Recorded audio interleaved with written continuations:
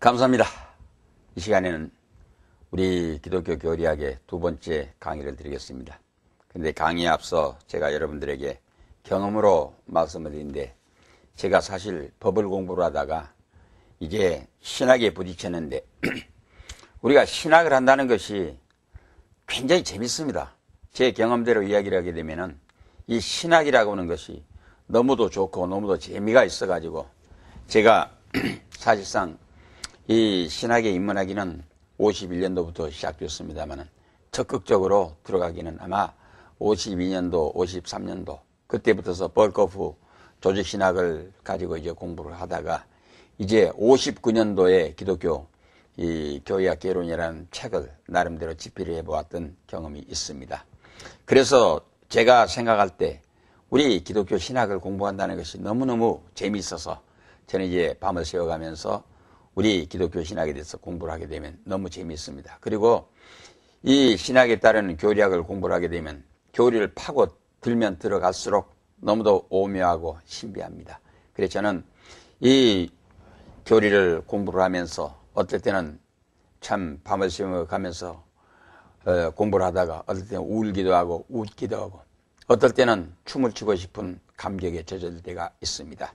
이만큼 우리 기독교 교리가 너무도 깊고 오묘하기 때문입니다. 본래 종교란 어떤 신과의 관계를 두고 이런 말이라고 이렇게 말했습니다.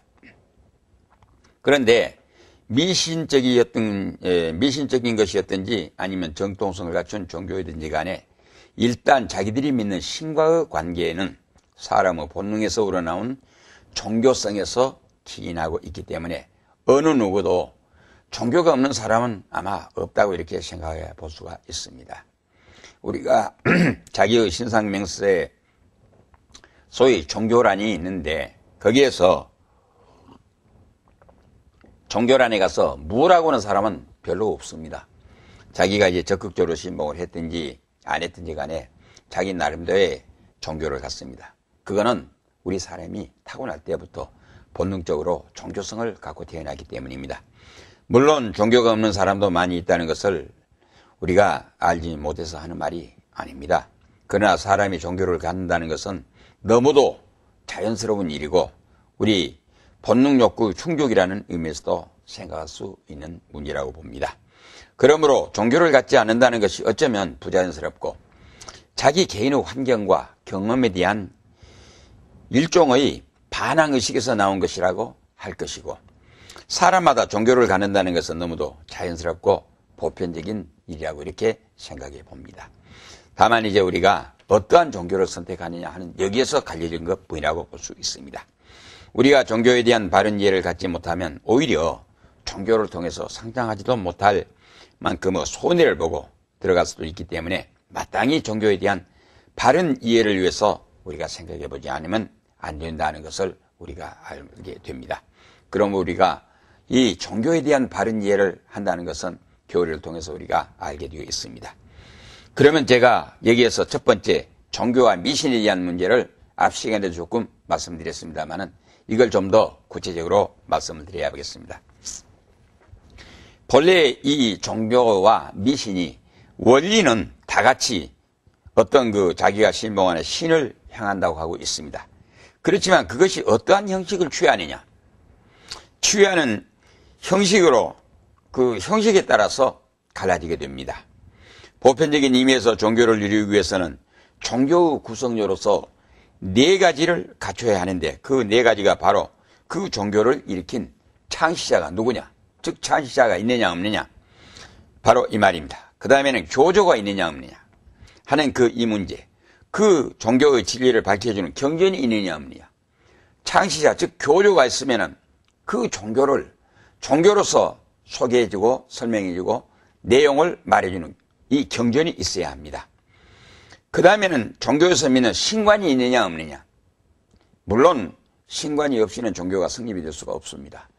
어떤 철학이라든가 어떤 윤리 도덕은 될 수 있지만은 신관이 없이는 종교로 성립할 수 없다는 것을 우리가 알 수 있습니다.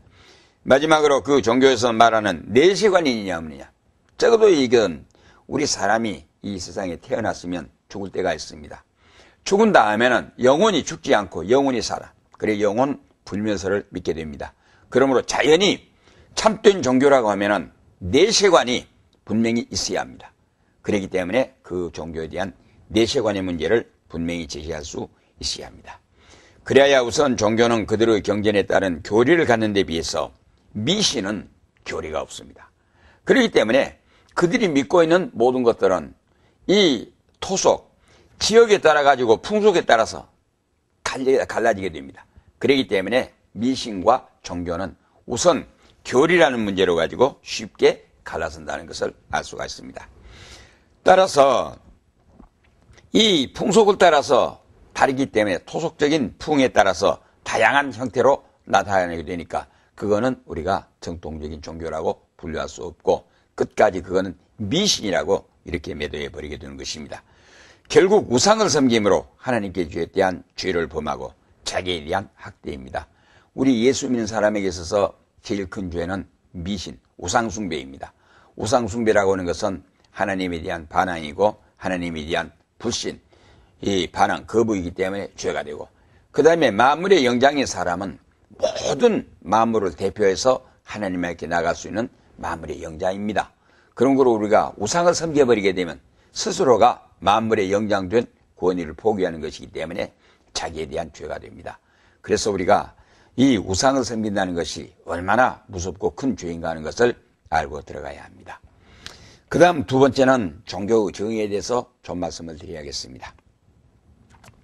종교란 어떤 인간 이상의 실제자 또는 자기가 신봉하는 어떤 대상의 신을 향한 마음 또는 의식이나 제사 행위를 두고 종교라고 말할 것입니다. 그것은 지극히 보편적인 의미에서의 개념이요. 정의일 뿐 종교의 정의를 한마디로 말한다면 종교란 하나님과 관계라 하는 이런 그 쉬운 말로 간단하게 표현할 수가 있습니다. 다만 그 관계 행위가 이제 어떻게 나타내야 하는 데 따라서 그 종교의 특성과 본질이 드러나게 된다는 것을 우리가 알 수가 있습니다. 바로 여기에서 우리가 이 종교를 바로 이 얘기를 하게 되는데 이제 우리가 종교에 대한 것들을 논하는 것이 아니라 기독교 입장에서 말하려고 하기 때문에 일반적인 것은 불갑을 우리가 논외로 하고 이 기독교에 대한 바른 종교관을 우리가 이 얘기를 해야겠다 이 말이겠습니다. 우리 기독교 입장에서 볼 때 하나님을 향한 사람의 신앙 행위는 곧 먼저 제사, 구약에서 말씀하는 제사, 곧 예배를 통하여 하나님과 관계를 맺게 된다 하는 이런 의미로 우리가 받아들여야겠습니다. 그래야 이 예배는 구약의 제사로서 제사에는 반드시 제물이 있어야 합니다. 오퍼링이죠. 제물이 없는 제사는 제사가 아닙니다. 제사가 제물이 있어야 합니다.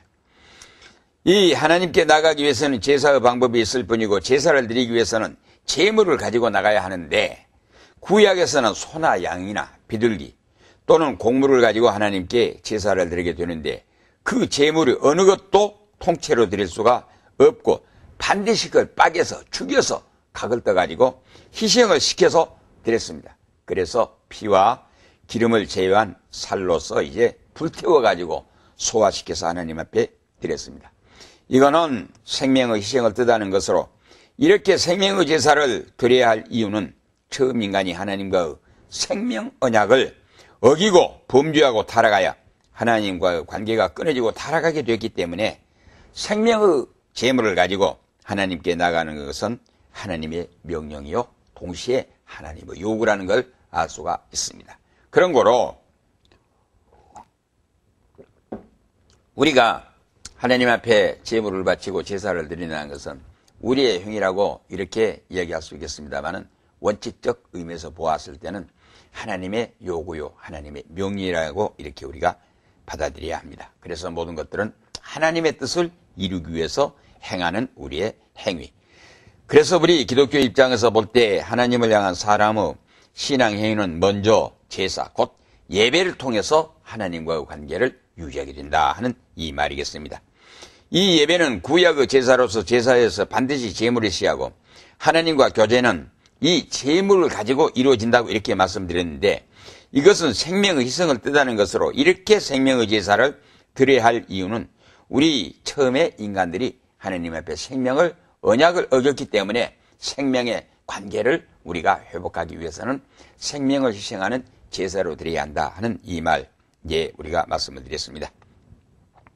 그런데 신약 시절에 이르러서는 제사가 아닌 예배, 월십입니다. 그래서 예수님 때부터 시작해가지고 사실상 제사란 말은 없어져 버리고 예배란 말로 바꿔지게 되었습니다. 그런데 우리가 하나님께 예배로 나아가며 제사 대신 주 예수 그리스도의 이름으로 하나님께 나아가서 예배를 드립니다. 즉 예수 이름으로 하나님께 나아가서 예배를 드린다. 이는 곧 예수 그리스도의 십자가 속죄 죽으심을 나의 것으로 하고 이제 우리는 예수 이름으로 하나님께 나간다는 것입니다. 그러면 우리는 종교의 정의와 함께 하나님과의 관계에 대한 바른 이해와 주 예수 그리스도의 이름으로 하나님께 나아간다는 참뜻을 바로 알고 기독교 운동을 전개해야 하며 하나님께 대한 바른 예배를 드려야 한다는 말로 이어지게 됩니다. 성경은 예수 그리스도의 말씀이어야 하나님께 드리는 예배의 의미와 방법을 너무도 분명하게 직접 예수님께서 이렇게 말씀해 주셨습니다. 하나님은 영이시니 하나님께 예배하는 자는 신령과 진정으로 할지니라.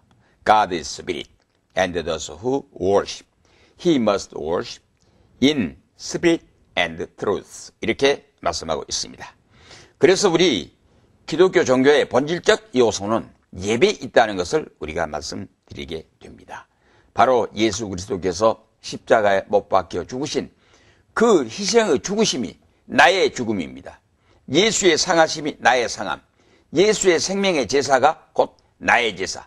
그런 의미에서 예수 그리스도의 속죄의 구원을 나의 것으로 믿고 그래서 우리가 예수 이름으로 하나님께 드리는 바로 이것이 그 구약적 의미에서 제사, 우리 신약적 의미에서 예배라 이 말이겠습니다. 그리고 이 예배의 개념은 우리들이 하나님의 성전에 발을 들여 넣었다가 예배당에서 떠날 때까지 항상 예배를 드린 마음의 자세를 지켜나가는 것이 교의 신성과 경건을 유지함이라고 하는 것을 우리가 알아야 합니다. 우리가 성전을 일컬어서 예배당이라고 합니다. 예배당이라고 하는 것은 하나님께 예배를 드리는 집이라는 그 말입니다. 즉 예배를 통해서 하나님과 만난다는 말입니다. 제가 이 자리를 통해서 여러분에게 말씀드리겠습니다. 현대 교회에 가게 되면은 아마 입에다가 끔을 깨물면서 마음대로 예배드리는 사람들이 있습니다. 예배에 참석한 사람들이 있습니다. 그리고 예배를 드리면서 발을 껴이고 앉는다거나 심지어는 강단 위에서도 예배를 드리면서 이 발을 꼬이고 좌세를 흐트러 가지고 입에는 끔을 깨물으면서 그건 예배가 아닙니다. 우리 중심을 보시는 하나님 앞에 우리가 하나님께 예수 그리스도의 희생을 나의 것으로 하고 하나님과의 만남, 사교인, 교제. 그런데 어떻게 우리가 이러한 정신적인 내 꾸밈이 흐트러진 상태로 하나님 앞에 예배를 드린다고 할 수 있겠습니까? 그렇기 때문에 바른 예배는 예배당에 들어갈 때부터 내가 하나님 앞에 나와서 하나님과 예수 그리스도의 죽으심을 나의 것으로 하고 제물 삼아서 예배를 드린다는 이러한 신령한 마음을 가졌을 때 그 교회에서 드리는 예배는 정당하고 나의 예배가 하나님 바치기 합당한 예배입니다. 이러한 교회 운동을 우리가 일으키는 것이 앞으로 절실히 특히 우리 한국교회에 요구된다고 저는 이렇게 말씀을 드릴 수가 있겠습니다. 세 번째는 종교의 기원에 대해서 말씀을 드리게 하겠습니다. 조직신학 시간을 통해서 대충 말씀드린 바가 있습니다만은 여기에서요. 우리들이 일반적인 의미에서 생각할 때 종교의 기원에 대해서 여러 가지로 말할 수 있습니다. 즉 종교의 기원을 자연 발생설로부터 시작해서 서물 숭배, 자연 숭배, 영물 숭배 등 여러 가지의 설들이 있습니다. 우리는 이것들을 합해서 하나님께서 사람에게로 찾아오신 천례의 의미에서 계시 종교와 사람이 신을 향해서 찾아가는 자연 종교라는 종교의 종류와 함께 종교의 기원까지도 하나님에 의해서 되어진 계시 종교와 사람에 의해서 되어진 자연 종교 둘로 나눌 수 있습니다. 이렇게 이야기를 드릴 수 있겠습니다. 그러니까 우리가 종교의 기원을 통해 가지고 종류를 분류를 할 때 하나님에 의해서 발생된 종교를 계시 종교, 그 다음에 사람이 신을 찾아가고 추구하는 종교를 자연 종교. 그러면 크게 말해서 종교의 종류가 두 가지. 그러면 종교의 기원이 자연 종교는 사람에 의해서, 계시 종교는 하나님에 의해서 이렇게 시작되었다. 이렇게 쉽게 분류를 할 수가 있겠습니다. 그래서 다시 말씀드리면 계시 종교는 그 기원을 하나님께다 두고 있고, 자연 종교는 그 기원을 인간의 이성적인 판단에서 우러나오는 생각대로 사람이 신을 구하는 데서 종교의 기원을 설명하고 있다는 이 말입니다. 그래야 계시 종교는 처음부터 끝까지 모든 것을 하나님의 주권과 의지에 따르는 것으로 이해하고 따르게 되지만, 자연 종교는 신과의 관계라고 하지만은 결국은 하나님의 요구나 뜻에 이르지 못하여 자연이 그렇게 하면 복을 받을 것이다 하는 막연한 기복적인 종교로 떨어져 버리고, 그들이 시행하는 것은 윤리적으로 도덕적으로 선하게 하면 아마 복을 받을 것이다. 그러니까 하나님의 요구와 목적에는 도달할 수 없다는, 그래서 전적으로 이거는 자연 종교는 내세관 같은 것은 생각할 수도 없다는 것을 우리가 알 수가 있습니다. 그러므로 종교의 기원에 대한 바른 이해는 종교의 종류에 대한 바른 지식과 함께 우리 기독교의 절대성을 처음부터 이해하고 들어가도록 유도하고 있음을 우리가 알 수가 있습니다. 이 종교로서 그러면 기독교의 절대성에 대해서 우리가 알아야겠습니다.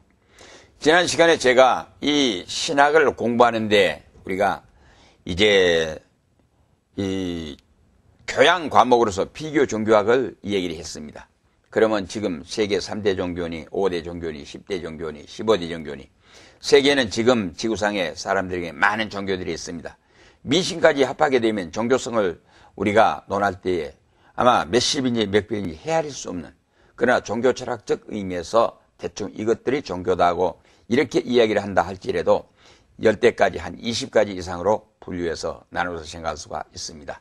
또 이제 발생했다가 없어져 버린 종교들까지로 분석을 해서 보게 되면 많은 종교들이 있다고 이렇게 이야기할 수 있겠습니다. 그러면 우리가 이러한 종교들을 기독교 종교와 비교해서 보았을 때 우리는 기독교 종교가 우월하다 이런 말이 아닙니다. 어떤 절의 주지였던 스님께서 우리 신학교에서 공부를 하게 되었습니다. 그 주지 스님께서 신학교에 오시게 되었던 동기를 말씀하신데 뭐라고 하는 거 같게 되면은, 자기가 이제 불교에 심취해서 주지로서 이제 불교의 경전을 읽고 연구를 하다가 우연찮게 이 기독교에 대한 것을 자기 스스로 생각해 볼 수 있었는데, 어느 순간에 자기도 모르게 불교보다는 기독교가 우월하다. 그래서 이제 스님 생활을 청산하고 신학교에 왔습니다는 고백을 드린 일이 있습니다. 그러면 일단 그분 나름대로는 비교해 모아서 이제 기독교가 불교보다 우월했다 이렇게 말씀하셨습니다. 그러나 여기는 좀 더 저는 한 걸음 더 적극적인 의미에서 기독교는 비교해서 우월한 종교가 아닙니다. 절대적인 종교입니다. 그러면 우리 기독교의 종교성을, 절대성을 우리가 어떻게 설명해야 할 것인가? 사도 베드로는 유대인들의 공회에 끌려가서 증언하기를, 다른 이로서는 구원을 얻을 수 없나니 천하 인간의 구원을 얻을 만한 다른 이름을 우리에게 주신 일이 없느니라. 제가 영어로 이 말을 이제 써봤습니다. Nor is there salvation in any other, for there is no other name under heaven given among men by which we must be saved라고 이렇게 말씀하고 있습니다. 아마 베드로는 너무도 당당하게 유대인들의 공회 앞에서 다른 이로서는 구원을 얻을 수 없다. 그러니까 구원이라고 하는 것이 다른 종교에 없기 때문에 구원 진리에 대해서 절대성을 우리가 주장할 수 있다는 이 말이겠습니다. 그러나 이 구원 이전에 삼위일체 하나님에 대한 하나님의 유일신 이 교리에 대해서, 하나님에 대해서 우리가 절대성을, 그리고 이제 우리가 성경 교회에 주어진 모든 진리를 우리가 보았을 때 우리 기독교의 절대성을 우리가 자신 있게 설명할 수가 있어야 합니다. 우리가 이렇게 베드로처럼 자신 있게 기독교의 절대성을 주장하는 데는 당연히 이러한 것들을 우리가 내세워서 기독교의 절대성을 자신 있게 얘기할 수 있습니다. 첫째는 삼위일체 하나님의 절대 유일성을 믿기 때문입니다. 우리가 이 삼위일체 하나님에 대해서는 두말할 것 없이 절대적인 존재라는 걸 알 수가 있습니다. 절대적인 하나님을 믿는 삼일체 하나님을 믿는 우리 기독교는 절대 종교라고 하는 것을 우리가 자부심을 가지고 기독교 운동을 할 수 있고 믿을 수 있다는 말입니다. 그 다음 두 번째는 하나님의 창조설을 확신하기 때문입니다. 이 제일의 원인 존재이요 또는 이제 창조를 즉 종속적 존재를 발생시킨 창조주 하나님에 대한 창조설을 우리는 믿기 때문입니다. 우리는 생각해 보아야 합니다. 하나님의 창조설에 대해서 우리 한번 생각해 봅시다. 내가 이 세상에 태어났습니다. 그러나 내가 왜 나는지 어떻게 나는지 나의 이 존재의 발생에 대해서 나는 모릅니다. 나를 낳으신 분은 부모님입니다. 부모님에게 어머니에게 어머니 왜 나를 낳았습니까? 물어보게 되면은 낳고 싶긴 싶었지만은 낳아놓고 보니까 너를 낳았지 너를 낳으라고 생각하고 난 것은 아니었다. 첫째는 아들을 낳을지 딸을 낳을지 어떤 모습에 뭐가 낳기는 낳을 것이로되 나는 낳을 것뿐이지 어떤 뚜렷한 목적이나 내가 너를 향한 표준을 세워놓고 난 것이야. 낳아놓고 보니까 너를 낳았다 그 말이요. 그러면 나를 낳으신 어머니 아버지에게 어머니 아버지는 어떻게 태어났습니까? 물어보게 되면 야 이놈들아 나도 우리들도 너와 똑같이 왜 태어난지 모른다. 그럼 이게 나의 존재 이 발생된 존재에 대해서 나는 내가 나의 존재에 대해서 모릅니다. 그러면 이제 우리가 오늘 나의 일이 어떻게 될지 내가 언제 죽을지 나의 일생에 가는 길 즉 나의 형식에 대해서 저는 모릅니다. 그런 거로 이것을 아는 분은 이 존재와 형식을 발생시킨 하나님밖에는 모릅니다. 그렇기 때문에 우리가 하나님의 창조설을 믿는다고 하는 것은 적어도 기독교 운동의 종교의 절대성을 전제로 한 두 번째 해당되는 일입니다. 세 번째는 예수 그리스도의 속죄의 구원의 절대성을 믿기 때문입니다. 이제 사도 베드로가 말씀하셨듯이 예수께서는 한 사람의 생명에 대한 가치를 천하를 주고도 바꿀 수 없다고 분명히 말씀해주고 있습니다. 마태복음 16장 26절을 보게 되면은 네가 무엇을 주고 네 목숨을 바꾸겠느냐 천하를 주고 네 목숨을 바꿀 수 있겠느냐 이렇게 예수님께서 말씀하셨습니다. 우리가 이제 그렇다면 이 하늘 아래 기독교와 같은 종교가 상대적으로 존재할 수 없으며 예수 그리스도의 이 속죄의 구원과 같은 구원이 있을 수 없다는 것을 알기 때문에 우리가 비교 종교학을 공부한다고 할지라도 다른 종교와 비교해서 기독교가 우월하다는 것을 입증하려는 것이 아니라 절대적이라는 이론을 확보하기 위해서 우리는 기독교의 절대성에 대해서 우리가 바로 제시할 수 있어야 한다는 이 말입니다. 사도들로부터 시작해서 역대 교부들이나 순교 성자들이 자기의 목숨을 담보로 기독교 진리를 지켜나오고 이 복음을 위해서 목숨을 바쳐 죽어갔던 것은 이러한 기독교 진리의 절대성을 확실하기 때문이라고 이렇게 이야기할 수 있겠습니다. 적어도 나의 존재와 나의 형식 모든 것이 하나님의 주권하에 있다고는 확신과 하나님과 나와의 관계가 이렇게 절대적인 관계라는 것을 알았을 때 우리는 죽고 사는 것 때문에 우리가 염려하고 걱정할 필요가 없습니다. 모든 것은 하나님의 주권이요 하나님의 의지에 달려 있습니다. 그런 거로 우리는 이러한 하나님과의 절대적인 믿음의 관계를 가지고 하나님의 사역에 임해야 한다 하는 이런 말이겠습니다. 오늘날도 하나님 앞에 바로 선 사람이라면 하나님을 향한 확신과 하나님께 대한 순종과 충성을 다하려는 뜨거운 사명감에 불타오르기 때문에 자기의 목숨을 내어 걸고 이 사명에 임하게 되는 것입니다. 제가 여러분들에게 이 공부를 시작할 때 첫째는 확신이요, 둘째는 사명감이요, 세 번째는 믿음의 실증이라고 이렇게 이 확증이라고 즉 믿음의 확실한 실상과 증거자가 되라고 이렇게 말했습니다. 여러분들이 신학을 공부를 할 때, 시작할 때 여러분은 많은 불안과 의문이 여러분의 마음을 지배하고 있을 걸로 생각하고 있습니다. 그러나 거듭 말씀을 드립니다.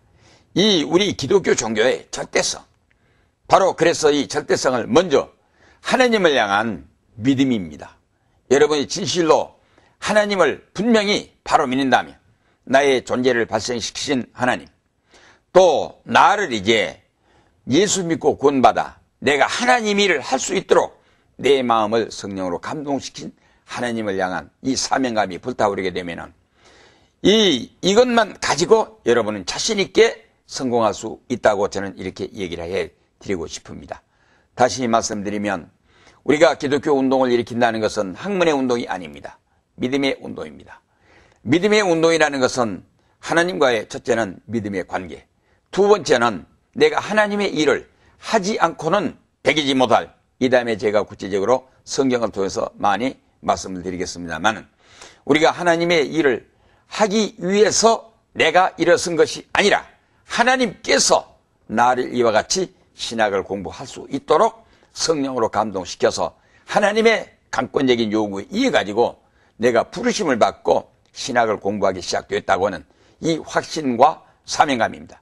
그런다면 바울 선생님처럼 내가 하나님의 복음을 전하지 않으면 내게 화가 미칠 것이라, 바로 이 말입니다. 그 다음에 에스겔 선지자는 그렇게 말했습니다. 내가 하나님의 일을 안 하려고, 하나님의 말씀을 증거하지 않으려고 하게 되면 내 중심에서 불 붙은 것 같아서 내가 하나님의 말씀을 증거하지 않을 수 없다. 그러면은 이와 같이 확신과 뜨거운 사명감의 열정이 내 가슴을 일깨워줬을 때 나는 나도 모르는 뜨거운 사람이 됩니다. 열정적인 사람이 됩니다. 성령의 사람이 됩니다. 진리의 사람이 됩니다. 하나님의 사람이 됩니다. 그랬을 때 그 사람은 성자가 될 수가 있고 영웅이 될 수가 있고 순교자가 될 수 있습니다. 그래서 우리가 목적에 하나님의 요구에 도달할 수 있는 사람이 될 수 있습니다. 우리가 그래서 우리 기독교의 이 신앙의 절대성, 우리 기독교 교리 진리의 내용에 대한 절대성을 우리가 바로 이해한다는 것은 너무도 중요한 문제입니다. 적어도 우리가 목숨을 담보로 해서 던져놓고 하나님 앞에 나선 이유가 이러한 데 있다고 이렇게 설명할 수 있겠습니다. 그래서 이러한 사람들은 그들의 학문에서 오는 식견이나 직책에서 영유된 것이 아니라 전적으로 하나님을 향한 믿음, 하나님을 위한 충성의 사명감에서 오는 결과였다는 것을 우리가 알 수 있습니다. 그러므로 우리 또한 이 길을 걸을 수 있는 기회도 있고 자격도 있다는 것을 저는 여러분에게 말씀을 드릴 수 있습니다. 우리가 우리 한국교회를 바로 세워야 하고 우리가 정말로 하나님의 바른 진리 운동을 일으켜야 합니다. 이거는 학문의 문제가 아니고 하나님을 향한 나의 믿음입니다. 그 다음에 두 번째, 불타오르는 사명감입니다. 그런데 우리가 자신이 있다는 것은 우리 기독교 운동을 학자가 되어야 한다, 그렇게 하면 우리는 못합니다. 우리가 누구보다도 많은 나이를 가지고 젊어서 해야 한다, 그것도 아닙니다. 남자를 해야 한다는 것도 아닙니다. 남자나 여자나 늙든지 젊든지 무식했든지 유식했든지 첫째는 하나님을 향한 믿음이 투철하고 분명하게 쓴 이 믿음의 고백이면 됩니다. 그 다음에는 내가 하나님의 일을 하지 않고는 배기지 못할 성령의 영적 감동의 충동이 나로 하여금 이를 서극게 만들어 주었을 때만 우리는 하나님의 일을 할 수가 있습니다. 이건 지식의 문제가 아닙니다. 하나님을 향한 믿음이요, 하나님을 향한 사랑이요, 하나님의 뜻에 순종하겠다는 뜨거운 열정이 내 마음을 지배할 때 나는 얼마든지 해낼 수 있고 할 수가 있고 성공할 수가 있습니다. 그렇기 때문에 현재 실용주의적인 교회 성장학의 논리라든가 인위적인 방법에 의해서 교회 운동을 일으키고 우리가 신앙 운동을 한다고는 이걸 우리가 단호하게 거부해야 합니다. 그래서 여러분들 가만히 한번 생각해 보십시오. 하나님을 향한 믿음이 어느 누구하고 비교될 수 있는 일입니까? 하나님을 향한 순진한 사랑이 누구하고 비교될 문제입니까? 아닙니다. 하나님과 나와의 관계입니다. 이와 같이 하나님을 향한 진실한 믿음이 있고 하나님을 향한 뜨거운 마음이 있으면 누구든지 일어설 수가 있습니다. 해낼 수가 있습니다. 여러분이 가다가 지쳐지면, 여러분이 하다가 못하겠어 길이 막혔을 때, 그럴 때는 머리 숙여서 하나님 앞에 기도하세요. 나는 하나님의 부르심의 뜻을 따라서 순종하는 마음으로 왔는데 내가 이 자리에 멎어 있습니다. 어떻게 하시랍니까? 즉시 하나님께서는 성령을 통해서 여러분들을 붙들어 주시고 일으켜 주실 것입니다. 그래서 우리 기독교의 이 신앙과 신학에 대한 절대성을 확보하는 자신감에 넘치는 이제 앞으로 공부를 해서 사역자가 되시기를 바랍니다. 두 번째 강의 이것으로 마쳐드리겠습니다. 감사합니다.